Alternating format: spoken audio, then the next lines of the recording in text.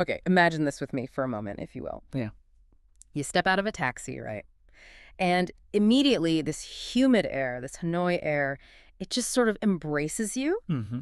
Hits you right away. Yeah, but it's not just the heat, is it? It's the texture of the air. It feels thick, somehow kind of electric. Yeah, charged. And before you can even really take it all in, visually, this sound washes over you.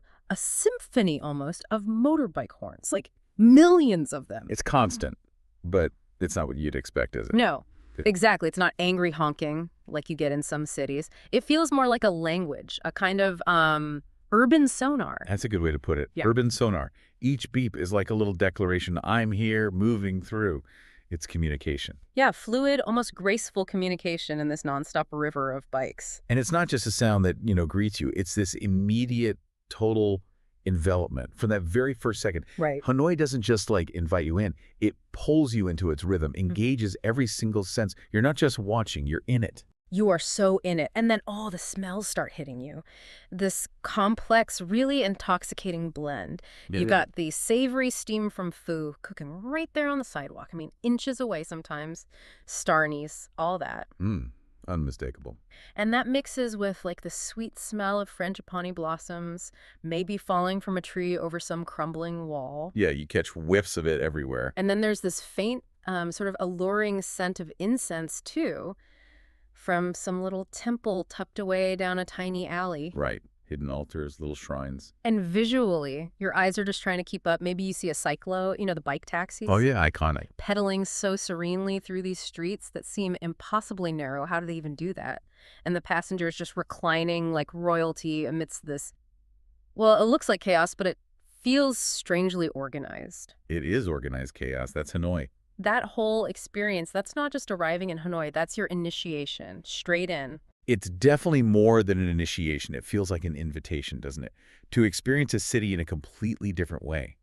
That initial sensory overload, it forces you to drop your preconceptions. Yeah, you can't just be passive. No, Hanoi demands your full attention, your full presence, right from the get-go. And that's exactly what we're aiming for today. Our mission as we, dive deep into Hanoi is to look beyond the surface, go past the usual tourist checklists, Right. and try to connect with something deeper. Its soul, really, because a city like Hanoi, so ancient, so resilient, it's not just buildings and streets. It has this animating spirit. And that spirit, that sort of foundational essence, it actually has a name that echoes through like 1,000 years of history. Right. It's called the Aura of Thang Long. Thang Long. Yeah. Think of it like the city's spiritual DNA, a guiding force that shaped its identity, its resilience, its unique character for, over a millennium. Wow. So understanding Hanoi, really understanding it, it starts with connecting to that ancient pulse. A millennium. It's hard to even grasp. So where does this story, this aura, actually begin? Okay, so you have to go way back. Yeah. Autumn 1010. Okay. There's this visionary king, Lai Tai Tai. And he makes this huge decision. He decides to move the imperial capital. From where? From Honolulu, which was, more defensible up in the mountains, but also kind of constrained. He moves it to the Red River Delta. Much richer, more central. Strategic move then. No. Agriculture, waterways. Exactly. And as his royal barge is approaching this new site, legend has it, and legends in Hanoi, they carry real weight. Right. A golden dragon, shimmering, right, soars into the heavens, right in front of him. A divine omen. You can't really mistake that. Wow, a golden dragon. So that's where the name comes from. Precisely. The king, Lai Tai Tai, he immediately gets it. This is destiny, a blessing. So he names the new capital Thang Long. Which means? City of the Ascending Dragon. Makes sense. And you see, that name, it's so much more than just like a historical footnote or some poetic description. It's a living symbol. It speaks of majesty, sure, but also, crucially, resilience of a sacred land, extraordinary people.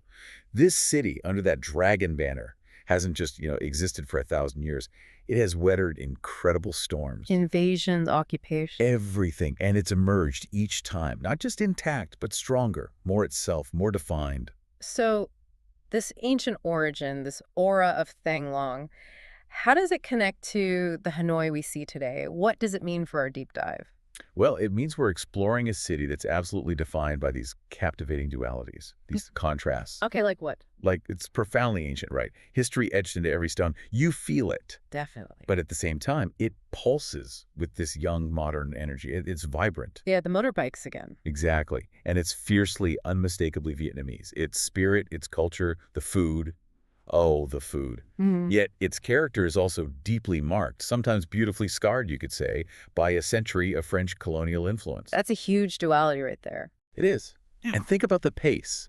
You can find these incredibly serene moments, maybe by a lake, just quiet contemplation. Like Han Kim Lake. Perfect example. Ah, And then, literally around the next corner, you're swept up in this exhilarating, chaotic street life. it's jarring but amazing. And it's the solemn political center of the country, right? Yeah. Holding all this history. But it's also a city that lives its most authentic life right out on the sidewalks. The markets, the food stalls, just people living. It's all happening in public. And what's really key here, what you absolutely have to grasp, is that this complex identity, it wasn't born from peace and quiet. Not at all. Right, you mentioned the storms. It was forged to the fires of resistance, and cultivated through this remarkable capacity for synthesis, for blending things. Synthesis. Explain that a bit more. Okay, so for over 1,000 years, Hanoi has faced invaders trying to, control it, change it, erase its identity. The Ming Chinese in the 15th century occupied it for decades. Right. Then the French, systematically reshaping the city, the administration, even the language. And then the American War. And the American bombers, yes. But Hanoi wasn't just passive. Its resilience is active, it's dynamic.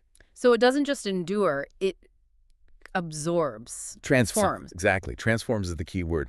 Hanoi has this incredible, almost like alchemical genius for absorbing foreign influences, adapting them, and ultimately Vietnamizing them, making them distinctly Hanoian. Can you give an example? Sure. Look at the architecture.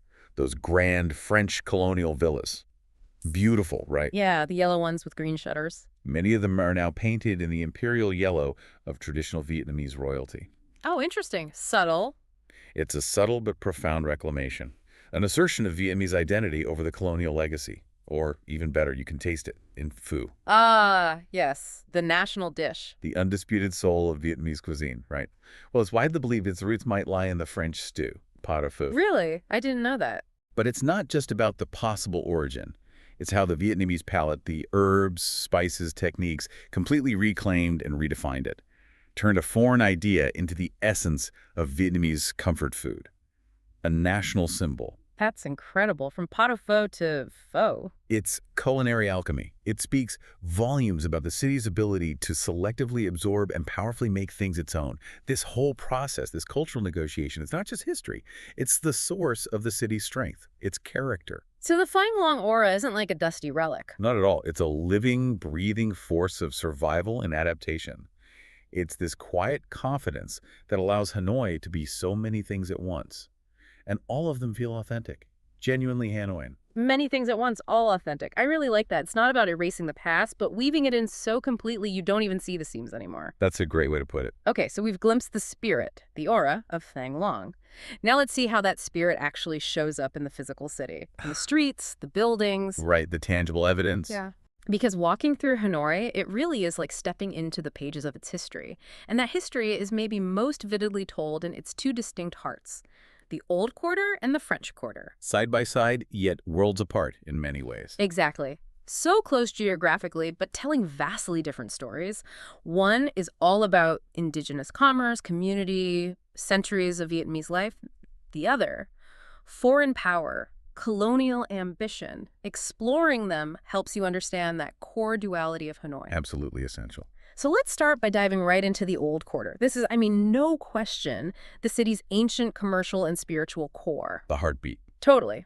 When you're there, you're not just on a street, you're in this pulsating labyrinth. You can almost feel the millennium of history echoing in those narrow alleys. It's dense. And the layout is completely organic, isn't it? Like a spider web, not planned out, just grew over time with trade and daily life. Exactly. The rhythm of commerce shaped it. There's this beautiful chaos, a kind of controlled disorder that just feels so Hanoian. And the architecture, if you look closely, those tube houses. Ah, yes, the tube houses. Fascinating. They tell an amazing story of ingenuity, right?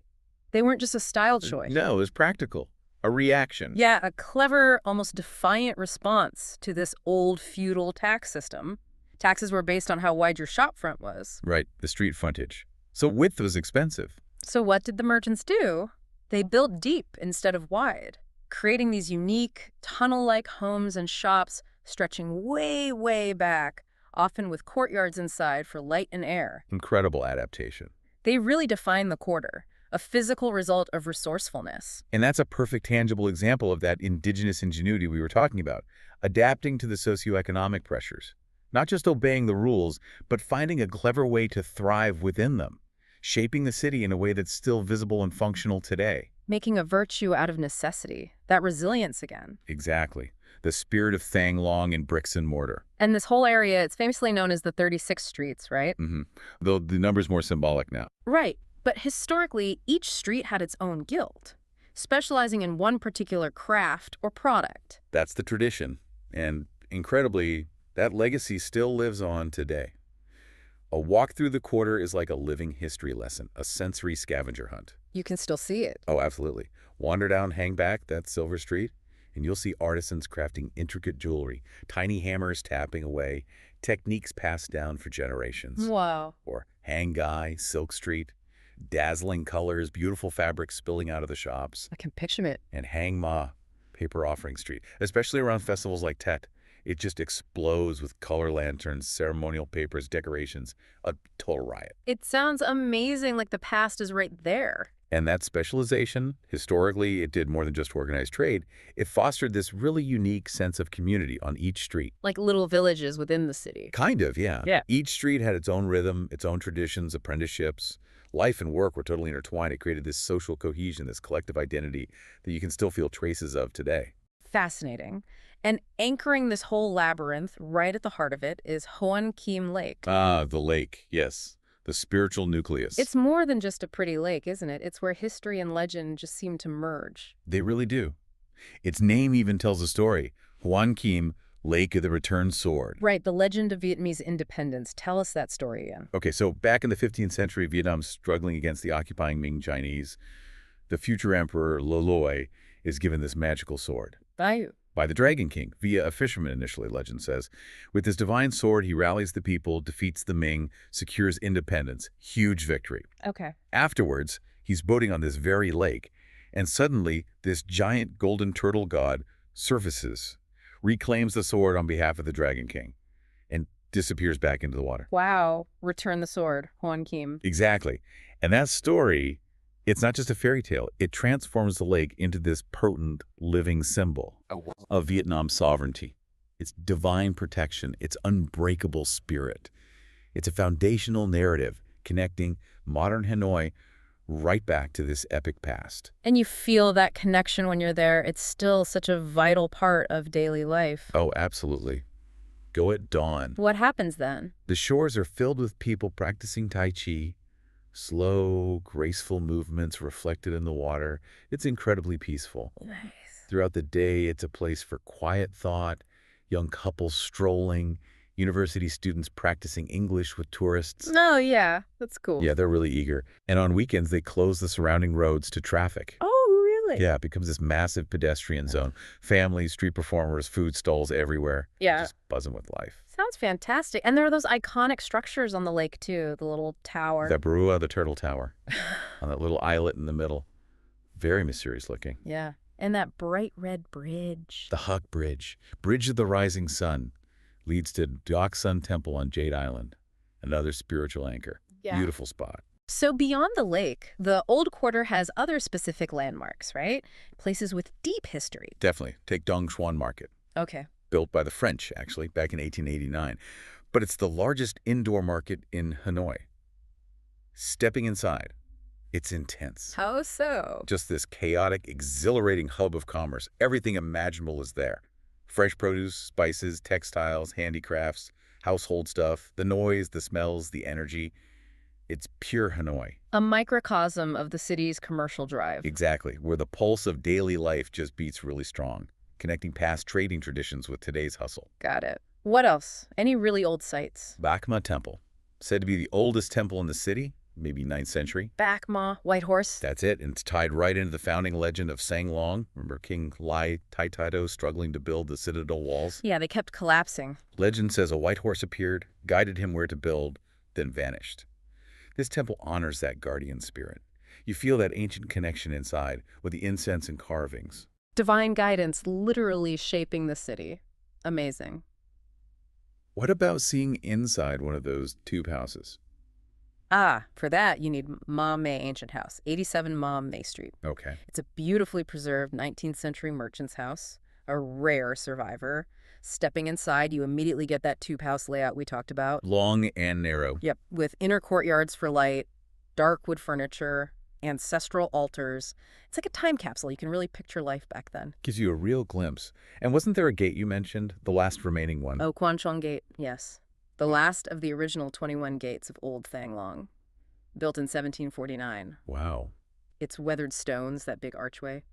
It just stands there as this proud symbol of Hanoi's endurance, a silent witness to centuries of change. A powerful reminder. But maybe the most surreal sight has to be Train Street. Oh, Train Street, yeah. Yeah. That's something else. I mean, it perfectly captures that Hanoian ability to adapt, doesn't it? An operational railway line. Inches from people's homes and cafes. Inches. It's unbelievable until you see it. Twice a day, everything just stops for a moment. Shopkeepers calmly pull their stuff back, kids ushered inside, tourists like us pressing against the walls. Holding your breath. Then this massive train just thunders through this impossibly narrow space, brushing past laundry lines. The noise, it vibrates right through you. And then, poof, it's gone. And life instantly snaps back. Tables reappear, coffee starts brewing again. Like nothing happened. It's this breathtaking, almost absurd ballet. A perfect metaphor, you said, for adapting life to the extraordinary. It really is. That nonchalance is key. It's not a struggle. It's just part of the rhythm. It truly exemplifies that living force of adaptation, that practicality, turning a hazard into just part of the day. Okay, hold that image of adaptation, because now we're shifting gears completely. A short walk away from the old quarter's tangled lanes. And you're in another world. Totally. The French Quarter, born not from organic growth, but from deliberate, calculated design. Planned from the start. Yeah.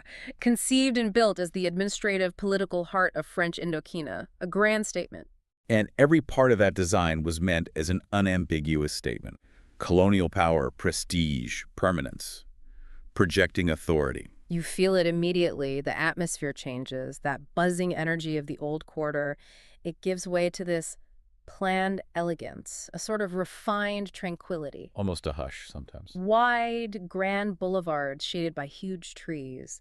Monumental buildings, that butter yellow ochre, green shutters, columns, wrought iron balconies. Classic French colonial style. And the layout itself a geometric grid. So different from the old quarter's organic paths. It feels like stepping into a small, tropical Paris, an echo of that colonial era. It's a striking contrast, isn't it? Imposed order versus natural evolution.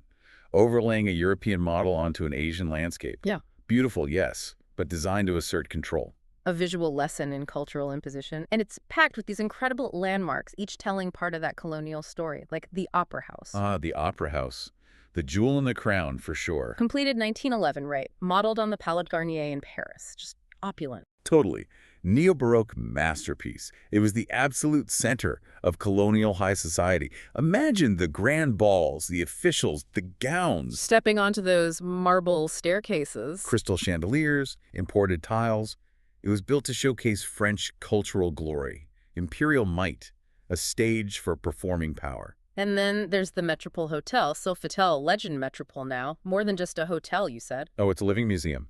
Opened 1901, Grand Metropole Hotel back then. Its guest book is like a who's who of the 20th century. Residents, writers, movie stars. Graham Greene, Charlie Chaplin. You can almost feel their ghosts in the halls. Imagine the stories those walls could tell. Significant history unfolded there, personal and political. A place steeped in narrative. And St. Joseph's Cathedral, that imposing church. Neo-Gothic, yeah. Consecrated 1886. Very reminiscent of Notre Dame in Paris. Twin towers, stained glass. And crucially, it was one of the very first things the French built after taking control. A powerful symbol of the Catholic mission that helped justify the whole colonial project. Religion and empire intertwined. Makes sense. And then the government buildings project that same authority. The presidential palace. Formerly the palace of the Governor-General of Indochina. The ultimate symbol of French rule. That lavish Beaux-Arts style, pure grandeur. And other buildings nearby, like the State Bank. Superb Art Deco example, still feels important, serious, and the Ministry of Foreign Affairs.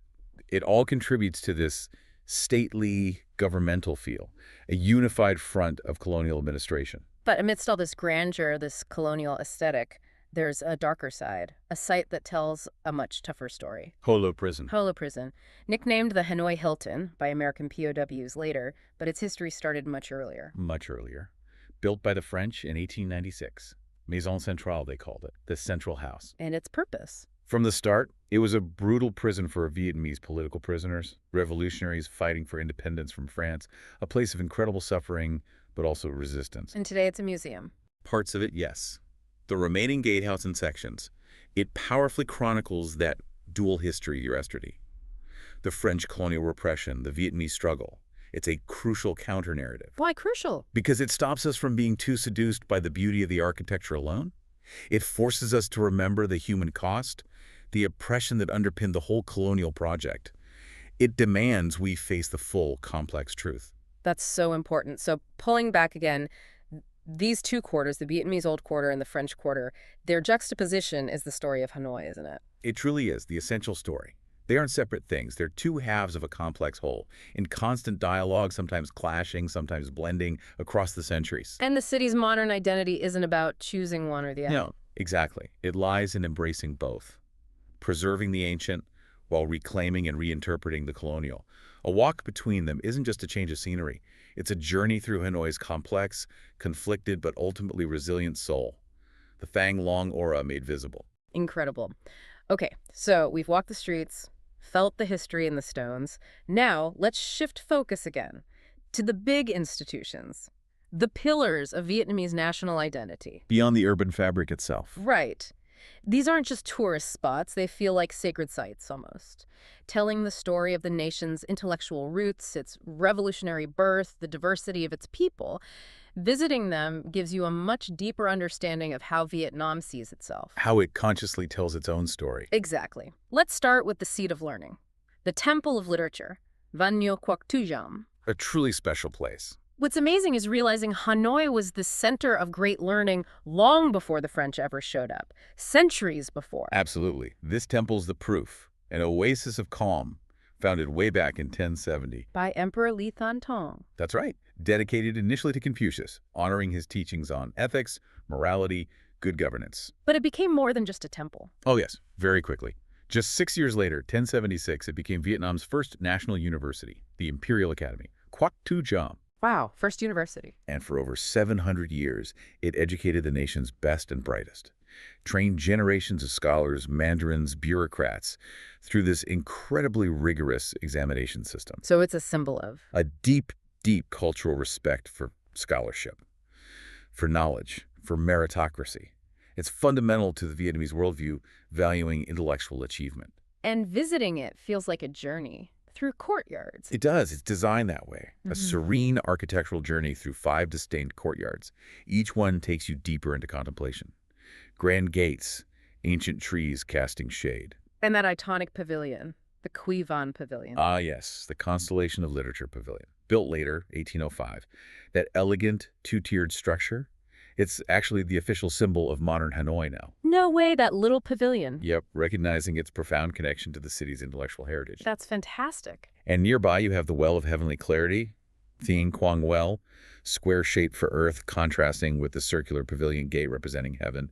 All this deep symbolism of balance and harmony. But the real treasures, those stone slabs on turtles. The stone stelae, yes. 82 of them remain. In the third courtyard, each one on a carved stone turtle, symbol of longevity, wisdom, strength. And what's carved on them? They are literally a stone history of the nation's brightest minds. Starting in 1484, the names of every scholar who passed those incredibly tough royal exams, they were meticulously carved into these stones. Every single one. Everyone who passed. Over 1,300 names across the centuries. A permanent record of achievement, honoring the intellectual elite. That's incredible, like a hall of fame in stone. Exactly. UNESCO calls it Memory of the World Heritage. These silent stone guardians, they're just this deeply moving tribute to the power of education in Vietnamese culture, the belief that intellectual merit matters. Truly powerful. Okay, so if the Temple of Literature is the ancient scholarly soul, And the Ho Chi Minh Mausoleum complex is the birth of modern, independent Vietnam. right, big contrast, this huge complex in Ba Dinh Square. The exact spot where Ho Chi Minh read the Declaration of Independence, September 2nd, 1945. A pivotal moment. And for Vietnamese people, this isn't just a monument. Oh no. It's the most sacred site in the country, a place of genuine pilgrimage. People come to pay respects to Bác Ho, Uncle Ho, often very emotionally. And the complex itself tells a story. It's carefully curated to do just that. Multiple sites telling the story of his life and the revolution. The centerpiece, of course, is the mausoleum, The big granite building. where his embalmed body lies in state, preserved. Which is interesting because it was actually against his own wish for a simple cremation. Really? Why did they do it then? Deep reverence. A desire by the party and the people to keep his physical presence as a perpetual symbol, a source of inspiration and unity. And the design itself, Soviet-inspired. The concept, yes, like Lenin's mausoleum, but it incorporates Vietnamese elements too, like the sloping roof resembling a traditional communal house, trying to ground it locally. Interesting. But the most striking thing there, for me, is the contrast between the presidential palace That huge, opulent French colonial building. and right behind it, Ho Chi Minh's house. His simple wooden stilt house, Mm. where he chose to live and work from 1958 until he died, shunning the palace. Yeah. That says so much. It perfectly encapsulates his image. Mhm. Man of the people. Simple life, rejecting the trappings of power, huge symbolic power. Leadership by example. Yeah. What else is in the complex? There's the Ho Chi Minh Museum, Wow. big Soviet-style building, documents his life, the revolution, traces his whole journey. Okay.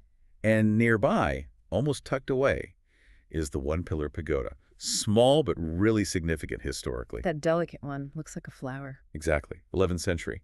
Built to resemble a lotus blossom rising from the water, symbol of purity, enlightenment in Buddhism. Why is it included there in the Ho complex? It's significant. It subtly links the modern revolutionary state back to Vietnam's ancient spiritual traditions, its Buddhist heritage. Ah, showing continuity. Right. Saying the spirit of Vietnam is older and deeper than just the modern political state, grounding the new in the ancient. Clever. Okay, so beyond these huge institutions, Hanoi's soul also shines through in its arts, right? And its efforts to show the diversity of its people. Absolutely. And you can't talk about unique Vietnamese art without mentioning water puppetry. Oh, yeah. That sounds amazing. It really is enchanting. And uniquely Vietnamese.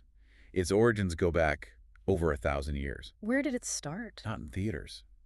In the flooded rice paddies of the Red River Delta, it was entertainment for farmers. Seriously, in the water. Yep, standing waist deep, using long bamboo rods and strings to manipulate these lacquered wooden puppets behind a screen. A real community spectacle. That's incredible. Born from the landscape itself. Exactly. And today, you can see it at the Thang Long Water Puppet Theater, right by Huyen Kim Lake. What's a show like? Captivating. The stage is a pool of water. The puppets seem to just glide and dance magically on the surface. There's a live orchestra playing traditional Vietnamese music, gongs, flutes, drums.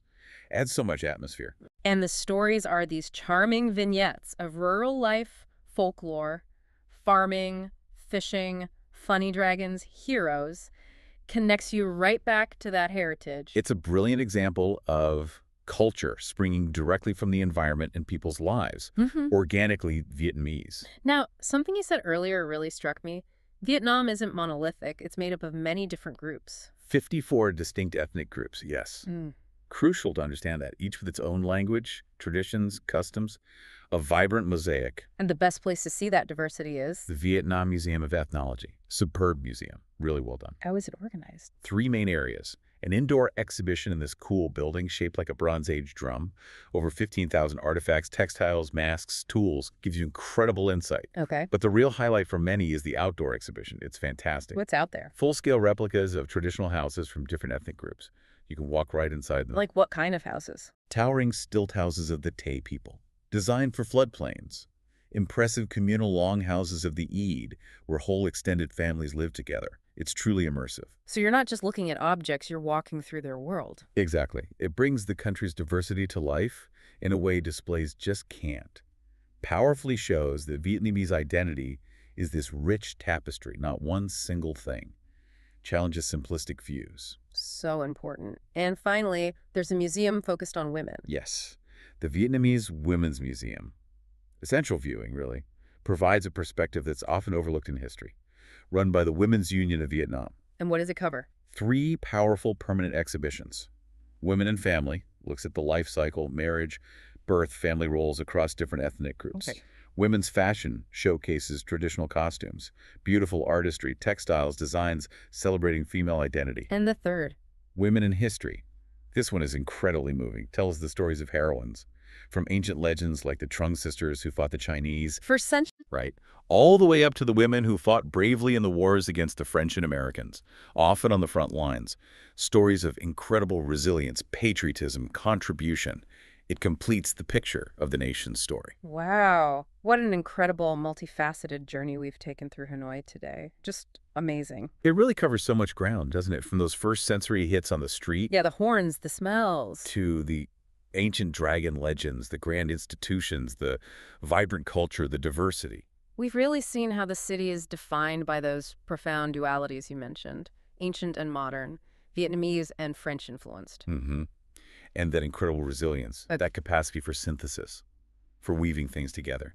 You've really shown us, and hopefully everyone listening, how Hanoi weaves these seemingly opposite threads, tradition and modernity, local and foreign, history and daily life, into this rich, authentic tapestry, constantly negotiating its past with its present. And that ability, to adapt, to absorb, to transform influences without losing its core self. It offers a powerful lesson, I think. How so? Well, it helps us understand any complex culture, sure. Yeah. But maybe it also helps us understand our own capacity for change, for adaptation in this fast-moving world. That Thang Long aura, it's not history locked away. It's a living force shaping the city now. That's a great point. So as we reflect on Hanoi's amazing ability to be so many things at once, ancient, modern, Vietnamese, touched by France, serene, chaotic, and somehow to be all of them authentically, what does that teach us about identity itself? Good question. Not just for a city, maybe, but for us, as individuals navigating this constantly changing world. Well, perhaps it's a reminder, a profound one, that true strength, true identity, it isn't found in trying to be rigidly pure or static, unchanging. Right. Maybe strength lies in the vibrant, sometimes messy but endlessly creative interplay of all the things that shape us. Right. All the influences, histories, experiences. That's what creates something truly unique, resilient, and enduring.